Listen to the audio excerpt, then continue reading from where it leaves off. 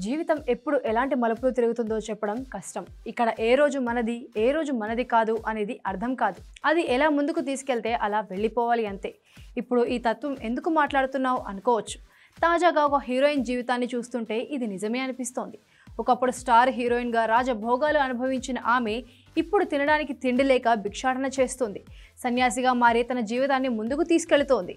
గతంలో కూడా కొందరు హీరోయిన్లు సన్యాసిగా మారారు. బార్ఖా మదన్, సోఫియా హయాత్, గ్రేసీ సింగ్ లాంటి చాలామంది హీరోయిన్లు జీవితం మీద విరక్తి చెంది ఈ రాజభోగాలు మొత్తం వదిలేసి సాధ్వీలుగా మారి లైఫ్ లీడ్ చేస్తున్నారు. ఇప్పుడు మనం మాట్లాడుకోబోయే హీరోయిన్ కూడా ఇదే లిస్ట్లోకి వస్తుంది. దేవాలయాల వద్ద ఆమె భిక్షాటన చేస్తూ కనిపించిన ఆమెను చూసి అందరూ షాక్ అవుతున్నారు. ఆ అందర తార మరెవరో కాదు, నూపూర్ అలంకార్. ఈమె పేరు చెబితే గుర్తుపట్టకపోవచ్చు, కానీ ఒకప్పుడు బుల్లితెరపై సంచలనాలు సృష్టించింది ఈమె. ముఖ్యంగా 90s కిడ్స్ ఎంతో ఇష్టంగా చూసిన శక్తిమాన్ సీరియల్లో నూపర్ కీలక పాత్ర పోషించింది. ఆమె క్యారెక్టర్ అంత ఈజీగా ఎవరూ మర్చిపోలేరు. ఇదే కాదు, ఘర్కి లక్ష్మీ భేటియా, తంత్ర లాంటి టీవీ సీరియల్స్లో నటించింది. తనకంటూ ప్రత్యేక గుర్తింపు సాధించుకుంది నూపూర్.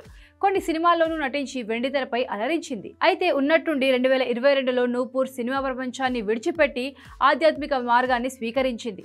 ఆమె ఇప్పుడు సన్యాసినిగా జీవితాన్ని గడుపుతోంది. గత 3 సంవత్సరాలలో తన జీవితంలో చాలా పెద్ద మార్పులు చోటు చేసుకున్నాయంటోంది నూపూర్. ఈ మధ్య ఓ ఇంటర్వ్యూకు పాల్గొన్న ఆమె సాధ్విగా మారిన తర్వాత తన జీవితం ఎలా మారిపోయిందో చెప్పుకొచ్చింది. తాను జీవితంలో అన్ని కోరికలను త్యజించిన తర్వాత సన్యాసినిగా మారాలని నిర్ణయించుకున్నానని, వ్యక్తిగత సమస్యల నుంచి తప్పించుకోవడానికి ఇలాంటి నిర్ణయం తీసుకున్నాను అని చాలామంది అనుకోవచ్చు, కానీ అలాంటిదేమీ లేదు అని చెప్పుకొచ్చింది నూపూర్.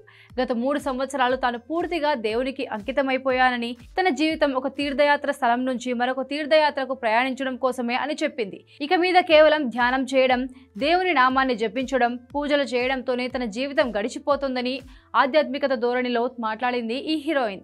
తాను సినిమా ఇండస్ట్రీలో అనుభవించాల్సినవన్నీ అనుభవించేశానని, ఎవరెవరిని కలవాలని అనుకున్నానో అందరినీ కలిసేశాను, సాధించాల్సిన మొత్తం సాధించాను. ఇక తన జీవితంలో ప్రత్యేకంగా చేయాల్సింది ఏమీ లేదు, అందుకే సన్యాసినిగా మారిపోయారు అంటుంది.